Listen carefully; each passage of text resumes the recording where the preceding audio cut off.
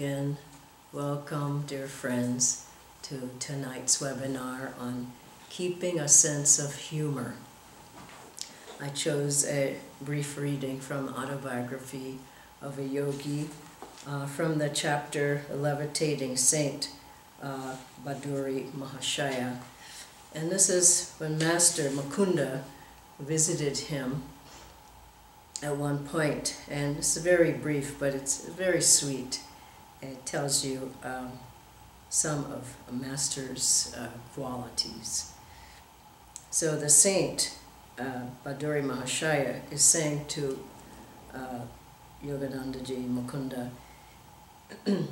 you go often into the silence, but have you developed Anubhava? He was reminding me to love God more than meditation. Do not mistake the technique for the goal. He offered me some mangoes.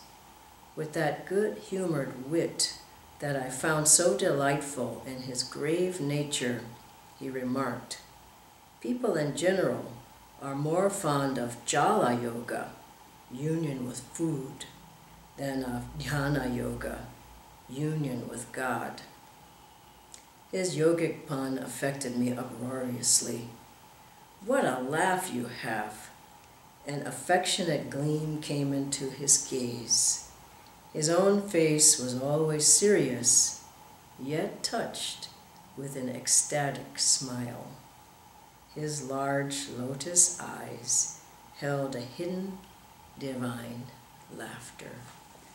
And I think this is so beautiful, because that hidden divine laughter is the soul's laughter. And if it's outward, if it's inward, there's always a soul joy. It's a part of who and what we really are. And I feel that humor is just a little bit of a doorway, if it's used rightly, and opens the way for more of that divine joy to come.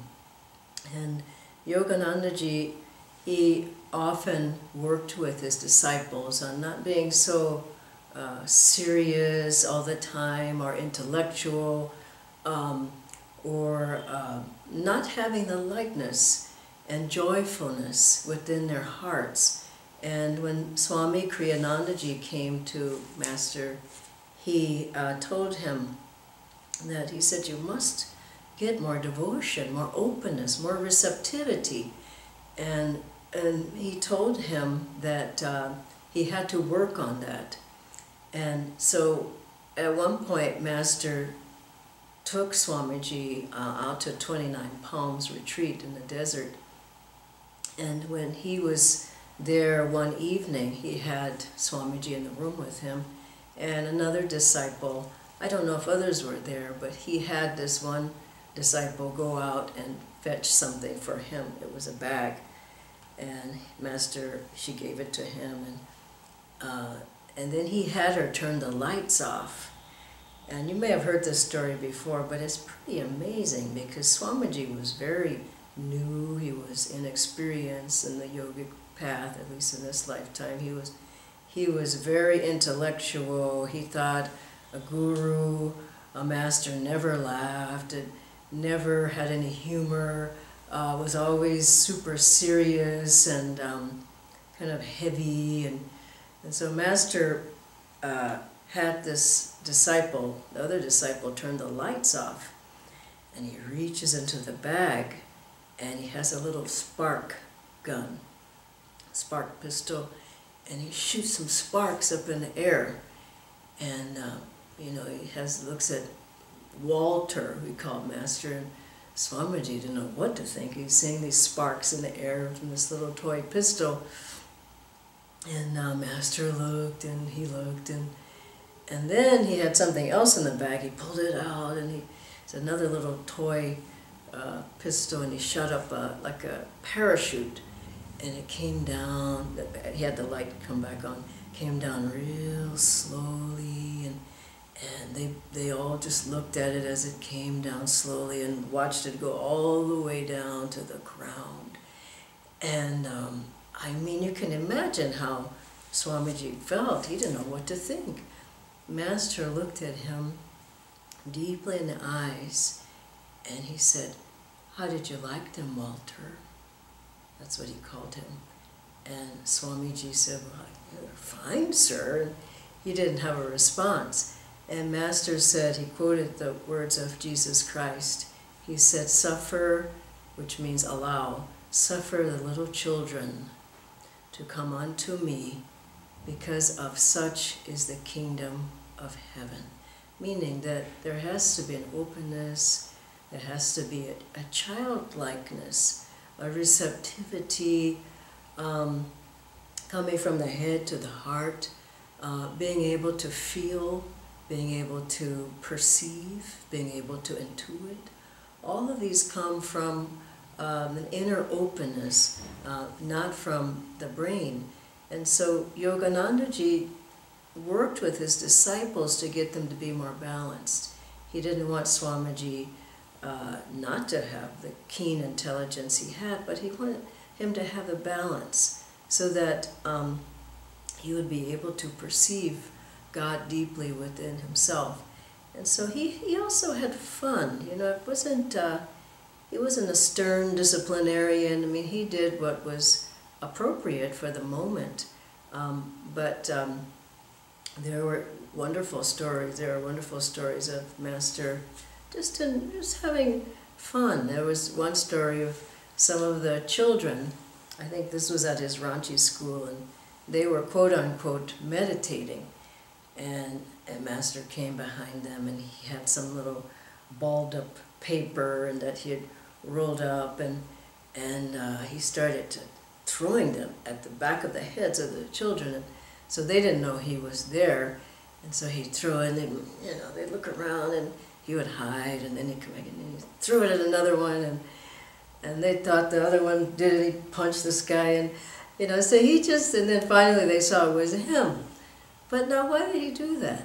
Just sheer fun and sheer joy. And there was a story of Dr. Lewis, who Master was resting one day. I think it was in Sanitas, but I'm not absolutely sure. And Dr. Lewis came into the room while Master was so-called asleep. I don't think he slept very much at all. Dr. Lewis wrapped a thread around Master's big toe, and he connected that string to the door. And he was just about to, pull the door so that it would pull out Master's toe, thus his leg, and wake him up. So he was just getting ready to pull at Master. What's going on here? But they just were enjoying just the joy of God. And there's also, I read a couple of other funny stories where Master had this secretary. His name was Rashid, and this was, I think it was early on when he was in America. And Rashid, he always had excuses for why he wasn't at the office and helping Master. And he said, "Oh, this happened, and this happened." And of course, Master read everybody's mind. He knew exactly what was happening. Rashid he had a girlfriend or girlfriends, different times. And so Master, one day, just such a funny story, he followed Rashid to, he said he had some business to do, and Master followed him. And Rashid had this girlfriend waiting for him in the park. So he sat there, and there's the girl, and he's just had his arm around her, and Master hid in the bushes. Just gotta love this story. And as soon as Rashid was getting ready to embrace the girl, Master said, "Rashid!" really loud, and of course he just jumped up, and Master says he never had any more problems with him at work, at the office. But he just was natural, enjoying life. And I want to read you this next story, because this was about when Guruji he traveled quite a bit, and at one point, this one story, he was with Dr. and Mrs. Lewis, and they had, I don't know where they had been, but they had just gotten back, and they had eaten at this Chinese restaurant, and so then they were back at the hotel, so they were exhausted, at least the Lewises were exhausted. Master didn't seem to be very exhausted at all. And so they had adjoining rooms, and the Lewises said, well, you know, this, telling him kind of pretty clearly, we're going to sleep, we're tired. So let me read you this little part here that from the New Path. After they said, we're going to sleep, Master, it says, Master, however, had other ideas. Mrs. Lewis and I went to bed. Master, apparently submissive, laid down on his bed. I was just getting relaxed, and Mrs. Lewis was beginning to drift peacefully off to sleep, when all at once Master, as though with deep relevance, said, Sub gum. Nothing more. Sub gum was the name of one of those Chinese dishes we'd eaten earlier that day. I smiled to myself, but Mrs. Lewis muttered with grim earnestness, he's not going to make me get up. A few minutes passed. We were just drifting off again when suddenly, in marveling tones, Sub gum duff. Master pronounced the words carefully, like a child playing with unaccustomed sounds. Desperately, Mrs. Lewis whispered, we're sleeping. She turned for help to the wall. More minutes passed, then very slowly. Super, sub, gum, duff. The words this time were spoken earnestly, like a child making some important discovery. By this time I was chuckling to myself, but though sleep was beginning to seem rather an impossible dream for both of us, Mrs. Lewis was still hanging on fervently to her resolution. More minutes passed, and then the great discovery. Super submarine, sub gum duff. Further resistance was impossible. Howling with merriment, we rose from the bed. For the remainder of the night, sleep was forgotten. So you can see what a balanced life Master presented to the disciples. And as you think about it, humor, what does it really mean? It means freedom to be able to smile. I've seen so many people who come onto the spiritual path, and they're very glum and heavy, and oh, it's so hard, and it's bleak, but as you meditate, you become very joyful. Your consciousness becomes very expansive. You feel freer inside from moods and habit patterns and worries and fears and heaviness. And I remember someone asked Nayaswami Dhyana, they said, now what are your, what cities do you have? This was at one of the talks that we gave. I can't remember where it was. And he said, you've been on this path for, many decades, I think almost 50 years. He said, now what have you achieved? What are the cities that you have?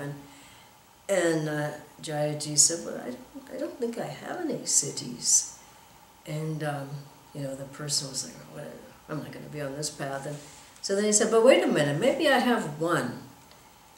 And the man was waiting, and so Jayaji said, I have the siddhi to be able to be happy at any time. And what a beautiful answer. Happy, to be free, to be happy at any time. That means at any time the energy can rise up to the higher centers. You can focus it here. You can feel light. You can feel freedom. And when we're talking about humor, humor is a doorway to that. Being able to laugh freely. I know many people laugh at people only, but laughter is just.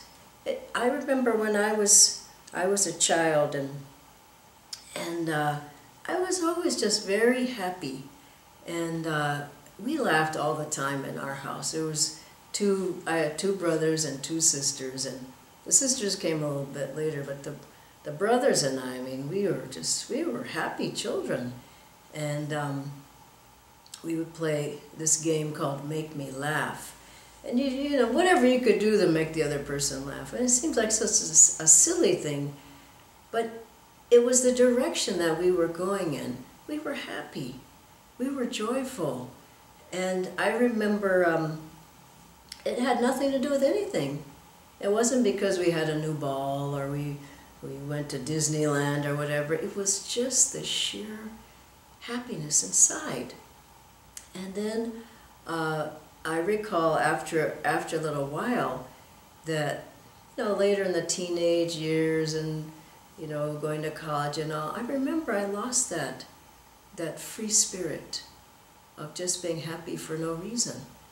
And then I started looking for that happiness. I started looking for it in, you know, things and people and circumstances and job and car and money, and I wasn't so happy anymore.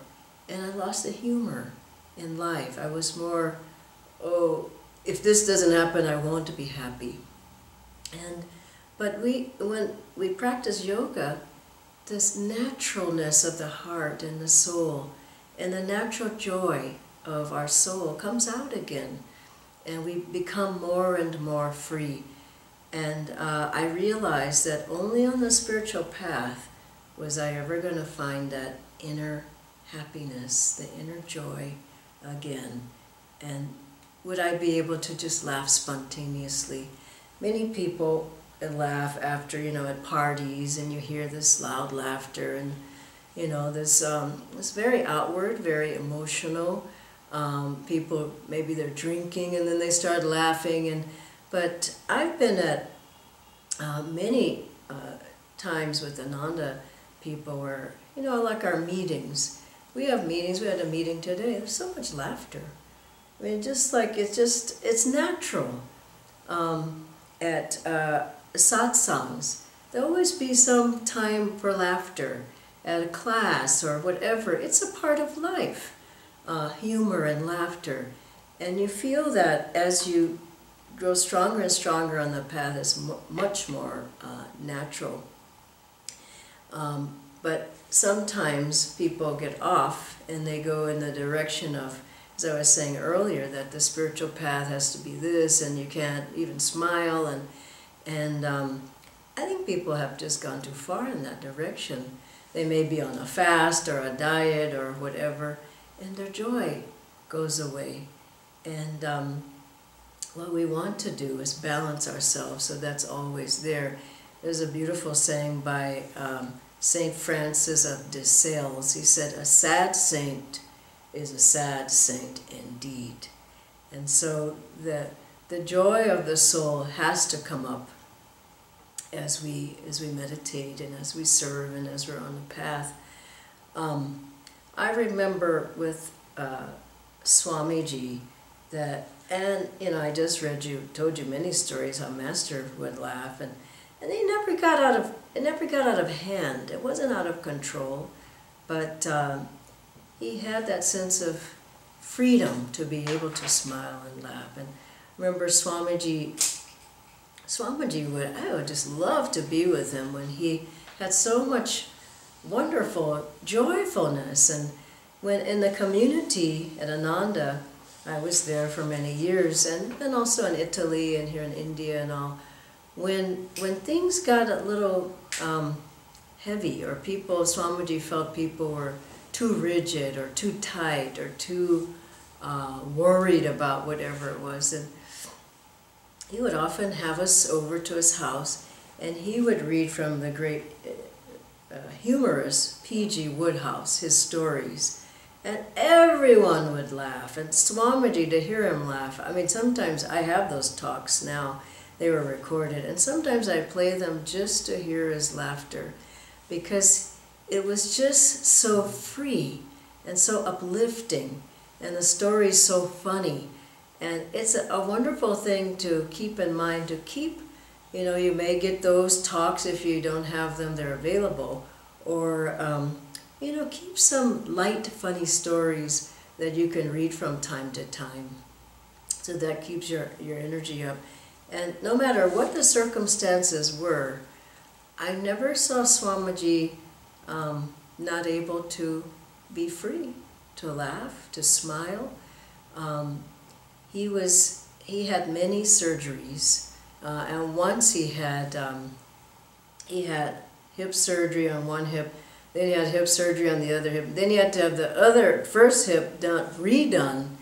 And I remember I can't remember exactly the context, but people were feeling badly for Swamiji. Oh, you had to have the other hip redone, and you had to go back to the hospital and the doctor.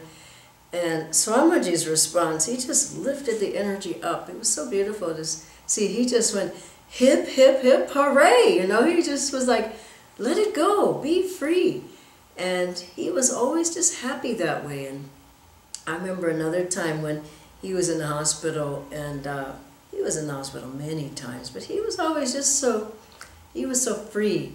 And there was someone, different ones of us took turns to sit with him and be with him. And you had maybe an hour, 2 hours you could be there with him, which, well, what a great blessing. So I remember going in with someone at one point to be with Swamiji, and when we went in the hospital in his room, he was sleeping, and so we sort of tiptoed in, and we didn't make any noise, and then I saw this big bowl of fruit that somebody had placed there, and I didn't pay much attention to it. I was just sort of praying for Swamiji, and the other person was going.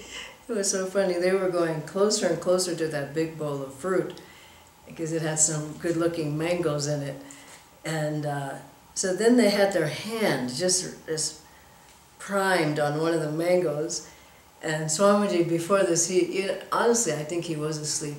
And the person just had their hand just ready to get one of those mangoes. And Swamiji said, "Why don't you have a mango?" And it was just so much fun. And the person went, "Oh, I know, that's okay, Swamiji, so have a mango." But just keeping things in perspective and light and the spiritual path, that I've kept in mind that everything that we do on the path is joy-producing. Energization is joy-producing. Yoga postures, all of these practices, if you're doing them properly, they bring the energy up the spine to the level of joy. So as you energize, when you're done, there's a level of joy there. And one disciple, Swamiji told us, was he would do his energization really vigorously, and he'd outwardly be saying, "Pump it in, Divine Mother, pump it in," and just with enthusiasm and cheerfulness, and instead of just sort of barely doing it, he just did it with the joy of God. And same with the Hatha Yoga. You see people who, they're in a twisted pose and they just look so unhappy. And where's the joy there? If it's not producing joy, why are you doing it? So you may have a slim body, or you may whatever, but the yoga practices, and from ancient times, they all produced joy. It's a wonderful thought to keep in your mind. And meditation produces joy. Master said doing Kriya properly, there's a definite feeling of bliss in the spine.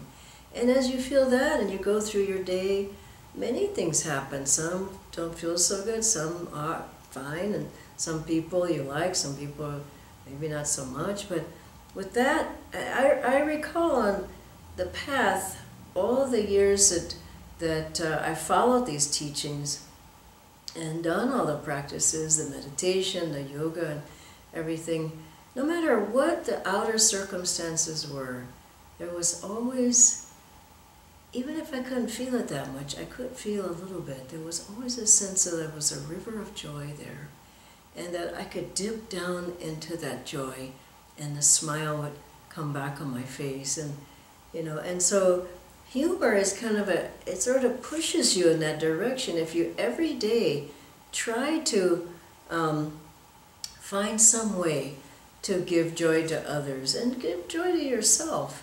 even through just the practices, doing the practices as you meditate, feel that you're meeting joy halfway. You're meeting happiness halfway.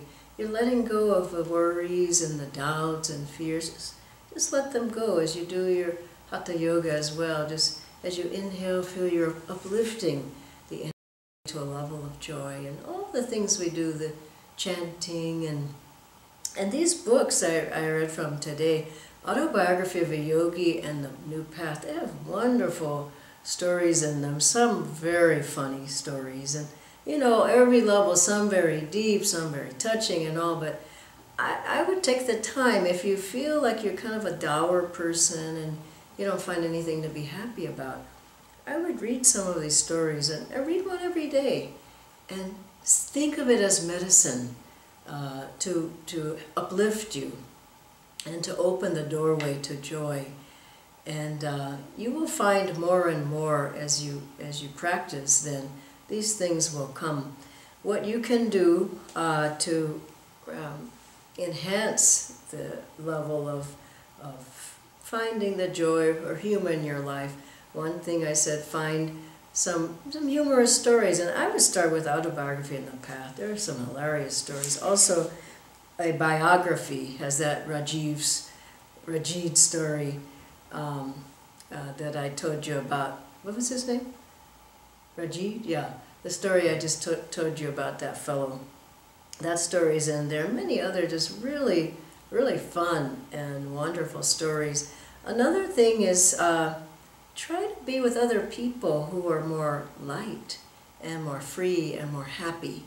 And, you know, satsang with Guru Bhais, you're going to have a good time typically. And as I say, and you know, in our meetings that we have and times that we're serving, if we're doing a work day or seva day, if we're doing a rehearsal for the choir, or if we're doing a kirtan, practicing for a kirtan, or we have a class to do, or whatever it is, there's always just a very wonderful vibration of happiness and joy that's there.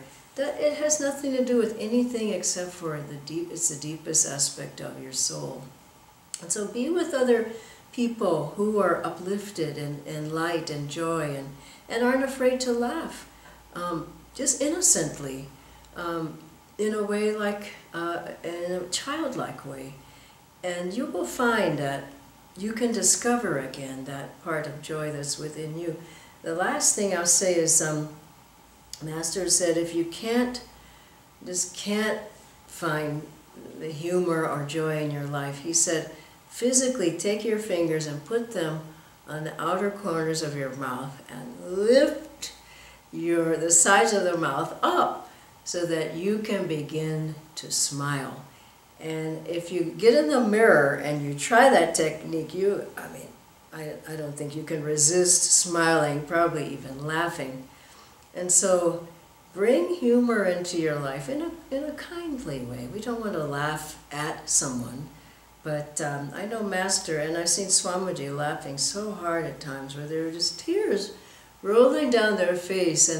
And I've had those kind of times too when I was with the Guru Bhai, and it really had nothing to do with anything. But for some reason, we started laughing, and I just think that's just such a sweet way to share, and it's really a doorway that opens a door of joy that's within ourselves and opens a door of bliss and of happiness. And so it's not a side issue, it's something that we all should do. And as we proceed in that way, we will find more and more the joy of God within our own souls, within our beings. God bless you all.